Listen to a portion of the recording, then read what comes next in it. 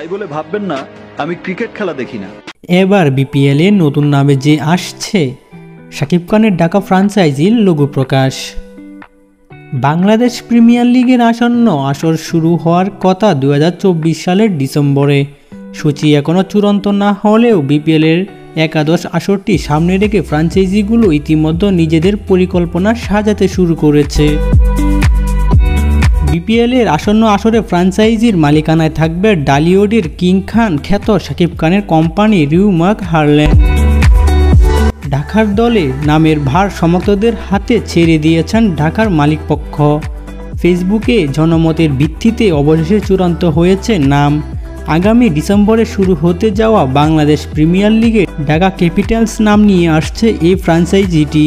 দলটি নির্ভরযোগ্য একটি সূত্র নিশ্চিত করেছে, প্রসাধনী হোম কেয়ার প্রতিষ্ঠান রিউমার্ক হারল্যান্ডের পরিচালক হলেন বাংলাদেশ সিনেমার সুপারস্টার শাকিব খান। রূপালী পর্দার জগৎ থেকে এবার তিনি নাম লিখালেন ক্রিকেট অঙ্গনে।